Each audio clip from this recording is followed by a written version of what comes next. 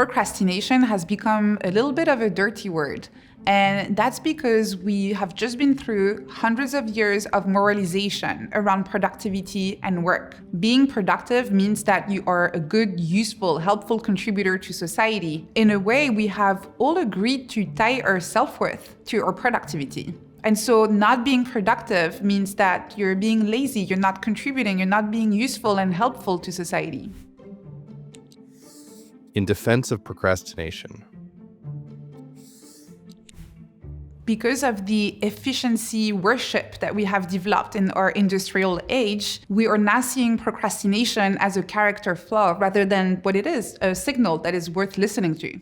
This has propped up an entire industry of productivity, whether it's online courses telling you how to manage your life and your time and how to make the most of every single minute, templates for you to track all of your tasks, wearables to tell you whether you've been using your time in the right time and making sure that you're not missing any notifications, calendars that are ruling the way we spend our time. So even if at a personal level, you don't feel like productivity is the most important thing you want to optimize for, it's very hard to resist the sirens of our society telling you, you must be more productive. As a result of this society that keeps on telling us that we need to be productive to be a good person, whenever we find ourselves procrastinating, we just try to ignore it. We push through using our willpower and we feel self-blame and self-judgment. Instead, there's a very simple tool that you can use whenever you experience procrastination. A tool that is based on self-discovery, on thinking like a scientist and trying to understand what those signals are. This tool is called the triple check.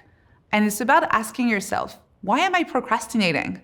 Is it coming from the head, from the heart, or from the hand? If it's coming from the head, it means that at a rational level, you're not fully convinced that you should be working on that task in the first place. If it's coming from the heart, it means that at an emotional level, you don't think this is going to be quite fun or enjoyable to work on. And if it's coming from the hand, that means that even though at a rational level, you feel like, I should be working on this, at an emotional level, you feel like, that looks like fun. At a practical level, you feel like you're not equipped with the right tools or you don't have the right resources in order to get the job done. What's great about the triple check tool is that it's not just a tool for a diagnosis. It also tells you what to do for each of those situations. So if the problem is rational, coming from the head, it means that you might want to redefine the strategy. Maybe reach out to your colleagues and tell them, hey, I'm not quite convinced this is the way we should go about this. Do you want to go and brainstorm together and see if there's a better approach that we could use? If the problem is emotional, coming from the heart,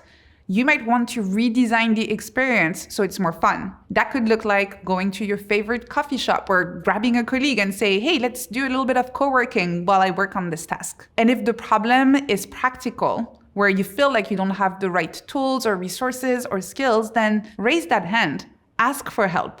Tell people around you, the people you're working with, that maybe you need a bit of mentoring or coaching, or you need to take a course in order to be able to do that task.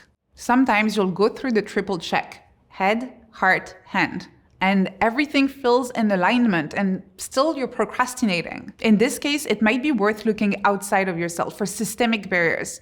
And that means having honest, sometimes difficult conversations with other stakeholders, redesigning your environment if it is not conducive to you being focused and productive, or sometimes completely removing yourself from that work environment and doing something else because you might not be able to change that situation every time. Your magic windows are those moments of high productivity, creativity, and focus, where you feel like there is zero effort involved. Time is flowing and your attention is completely locked onto the task that you're working on. Whether you've noticed it or not, we have all gone through those kinds of magic windows in our lives. Those are the moments when you look at the time and you feel like, oh, where did it go? What happened? Maybe you were lost in a conversation with a friend. Maybe you were working on a creative task. Maybe you were taking a walk. Those are your magic windows. And what's amazing is that once you learn to identify them, you can start becoming a bit more intentional and opening those magic windows at will during your daily life. You might think that mindfulness and productivity are kind of antithetic and don't really belong together. But when you go back to the very definition of mindfulness, it's really about paying attention to your experience in the present moment without self-blame or self-judgment. Mindful productivity is about cultivating this awareness in the way you work and direct your focus. Mindful productivity is really about answering 3 key questions. When is my magic window? What belongs in this window? And how can I keep that window open? The traditional definition of productivity only focuses on time as the most important resource. And the assumption here is that every minute is a little box that you need to fill with as much stuff as possible in order to be productive. With mindful productivity, you consider other very important resources, your physical resources, your emotional resources, and your cognitive resources.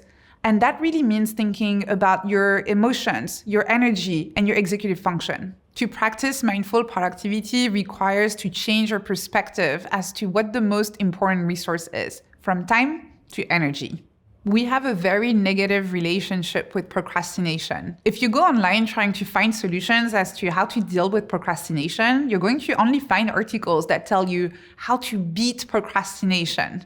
Very violent. But instead, if we start seeing it as a useful signal, it allows us to better connect with the emotions that are around that procrastination and to understand that this is really just our brain trying to send us a signal. By reconnecting with these emotions instead of trying to ignore them, not only are we going to understand ourselves better, but also better understand our relationship to work and become more productive in the process. In Buddhist philosophy, there is a concept called death by 2 arrows that tries to explain some of the sources of human suffering. So the way it works is that whenever we experience a difficult emotion, that's the first arrow.